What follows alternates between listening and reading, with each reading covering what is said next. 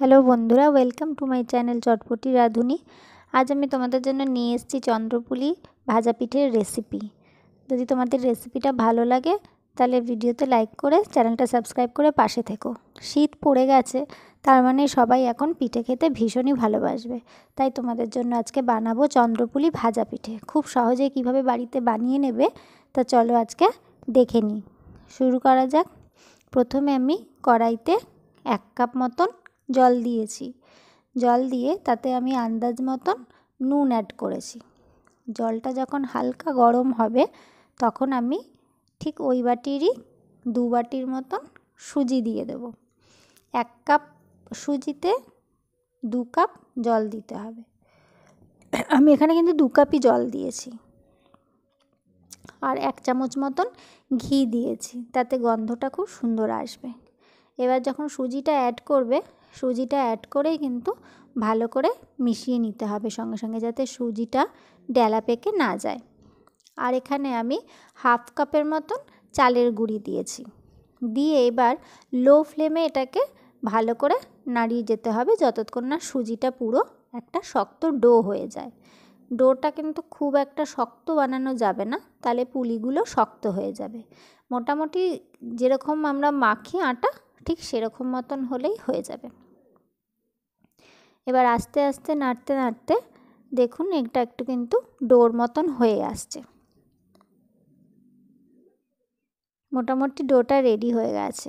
এবার আমি এটাকে একটা থালায় নামিয়ে নেব। নামিয়ে একটু হালকা ঠান্ডা হতে দেব। তারপর আমি এটাকে আটার মতন করে ভালো করে মেখে নেব। এটা কিন্তু বেশি ঠান্ডা হলে আর হবে না, মোটামুটি যাতে হাত দিয়ে মাখা যায় সেরকম মতন ঠান্ডা হলে এটাকে মেখে নিতে হবে। একটা সফট ডো তৈরি হবে। আর মাখার সময় যদি মনে হয় যে এটা একটু বেশি নরম হয়ে গেছে, তাহলে ওপর দিয়ে হালকা করে ময়দা বা চালের গুঁড়ো দিয়ে ডোটাকে মেখে নিতে হবে। ডোটা কিন্তু খুব শক্ত হবে না। এরকম করে ভালো করে ডলে ডলে কিন্তু ডোটাকে মাখতে হবে, তাহলে পুলিগুলো কিন্তু বানানোর সময় ফাটবে না আর দুধে দিলেও খুলে যাবে না। আমি এই ডোটাকে মেখে নিয়ে এবার আমি বড় বড় কটা লেচির মতন ভাগ করে রেখে দিলাম, কারণ পুরোটা ডো তো একসাথে বেলা যাবে না, তাই ভাগ ভাগ করে নিয়ে এইবার আমি যখন পুলি বানাবো তখন বেলে নেব। এখন আমি এখানে পুরটা বানিয়ে নেব। পুরের জন্য আমি এখানে নিয়েছি নারকেল কোড়া। একটা নারকেল আমি কুড়িয়ে নিয়েছি, আর অল্প একটু সুজি আমি ঘিতে হালকা করে ভেজে নিয়েছি। আর এখানে আমি আন্দাজ মতন চিনি দিয়েছি। এটা কিন্তু চিনির গুঁড়ো, আপনারা চাইলে গোটা চিনিও দিতে পারেন, কিন্তু চিনির গুঁড়োটা দিলে ভালো হবে।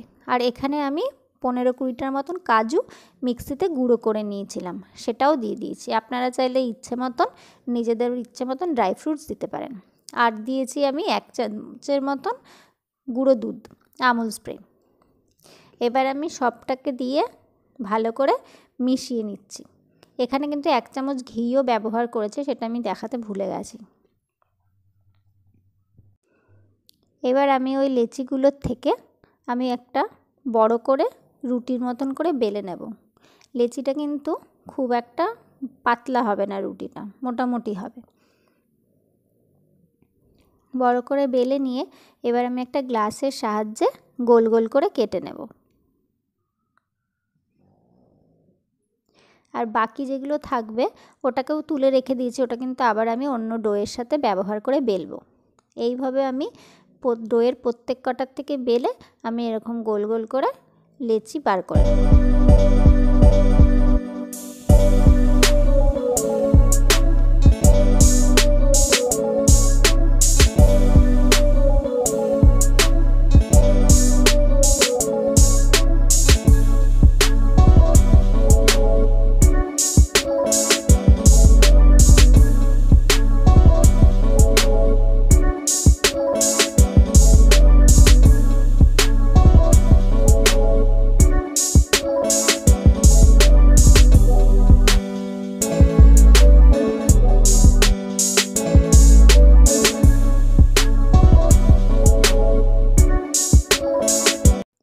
এবার আমি ওই লুচিগুলোর মধ্যে পুরগুলো ভরবো।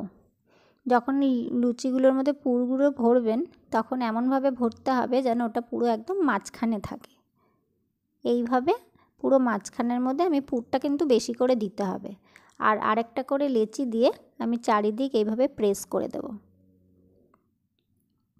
আঙুলের সাহায্যে এরকম চেপে চেপে চেপে চেপে দিতে হবে। তারপর ধারগুলোকে এইভাবে ফোল্ড করে আবারও চেপে পুরো মিশিয়ে দেব। আপনারা এখানে মুড়িয়েও নিতে পারেন, যে যার ইচ্ছা মতো নিজের ডিজাইন করতে পারেন। আমার এটা সুবিধা হয়েছে, আমি এইভাবেই কিন্তু করেছি। পুরগুলো যাতে বেরিয়ে যাবে না, আর পরে ডিজাইনটা যখন করব দেখতেও খুব সুন্দর লাগবে। এবার এইভাবে চেপে দিয়ে আমি একটা পেনের সাহায্যে কিন্তু আজকে ডিজাইনটা করেছি, যেটা কিন্তু ভীষণই সহজ এবং দেখতেও খুব সুন্দর লাগবে। এইভাবে আমি হালকা করে চেপে চেপে এরকমভাবে ডিজাইন করে দিয়েছি। আপনারা চাইলে কোনো কাঁটা চামচের সাহায্যেও কিন্তু ওখানে চেপে চেপে সেটার মতন আকার এনে দিতে পারেন। এবার সাইডগুলোকে একটু একটু প্রেস করে দিয়েছি যাতে ফুলের পাপড়ির মতন দেখতে লাগে। দেখুন কত সুন্দর লাগছে দেখতে, কিন্তু বানানো কিন্তু খুবই ইজি। এইভাবে কিন্তু আমি প্রতিটা পুলি বানিয়ে নেব। এটার ভেতর থেকে কিন্তু আর পুর কিন্তু বেরানোর কোনো চান্স নেই, কারণ আমি আগে ফোল্ড করে তারপরে এইভাবে ডিজাইনটা করেছি।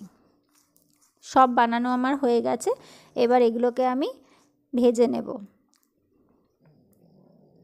তার জন্য আমি প্রথমে কড়াইতে সাদা তেল দিয়েছি। এর সাথে কিন্তু একটু ঘি মিশিয়ে নিলেও ভালো হবে, কিন্তু আমি এখানে ঘি দিইনি। এবার তেলটা কিন্তু খুব একটা গরম করা যাবে না, তাহলে পুলিগুলো দিতে দিতে কিন্তু লাল হয়ে যাবে। একদম লো ফ্লেমে দিয়ে পুলিগুলোকে আস্তে আস্তে ছেড়ে দিতে হবে। আর পুরো ফ্রাইটা কিন্তু একদম লো ফ্লেমেই করতে হবে। একসাথে বেশি দেওয়া যাবে না, অল্প অল্প করে আমি ভেজে নিয়েছি। যদি ফ্লেমটা হাই থাকে তাহলে ওপরটা লাল হয়ে যাবে আর ভেতর থেকে কিন্তু ঠিক মতন ক্রিস্পি হবে না। এজন্য একদম লো ফ্লেমে দিয়ে একটু সময় নিয়ে ভাজতে হবে। এক সাইড এরকম হয়ে গেছে, আমি উল্টে দিয়েছি। উল্টে দিয়ে আমি আবারও ফ্লেম কমিয়ে দিয়েছি। এবার আমি আরেক সাইডে রসটা বানিয়ে নেব। রস বানানোর জন্য আমি এখানে 1 কাপ চিনির সাথে 1 কাপ জলই কিন্তু নিয়েছি।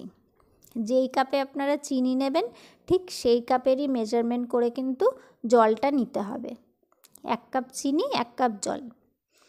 এবারে আমি গ্যাসের ফ্লেমটা অন করে রসটা ফুটতে দেব। এই রসটা কিন্তু খুব একটা ঘন হবে না। এখানে কোনো তার বা একটা দুতারের ব্যাপার নেই, শুধু চিনিটা গলে গেলেই একটু এরকম ফুটে আসলেই হয়ে যাবে। তবে একটা জিনিস খেয়াল রাখতে হবে, যখন নাকি পুলিগুলো আমি চিনির শিরাতে দেব, শিরাটা যেন গরম থাকে, নাহলে কিন্তু ঠিক মতন ঢুকবে না। আর চিনির শিরা যদি খুব বেশি গাঢ় হয়ে যায় তখনও কিন্তু ভেতরে ঢুকবে না।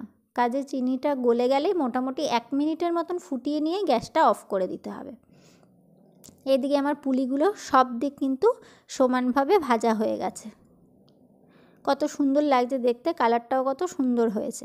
এবার আমি পুলিটা গরম থাকতে থাকতে কিন্তু ওই গরম রসের মধ্যে দিয়ে দেব। ওপর দিয়ে একটু রসটা মোটামুটি থাকলেই হবে, ভেতরে সুন্দর মতন ঢুকে যাবে।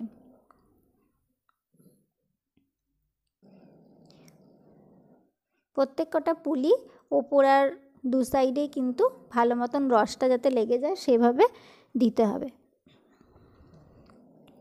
দিয়ে মোটামুটি 10 মিনিটের মতন রেখে দিলেই ভেতরে পুরোপুরি রসটা ঢুকে যাবে।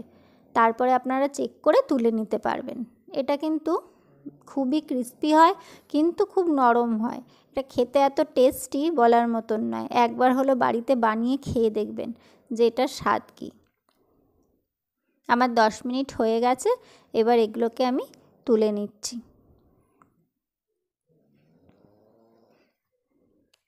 আপনারা চাইলে ওপর দিয়ে ড্রাই ফ্রুটস দিয়েও গার্নিশ করে সার্ভ করতে পারেন।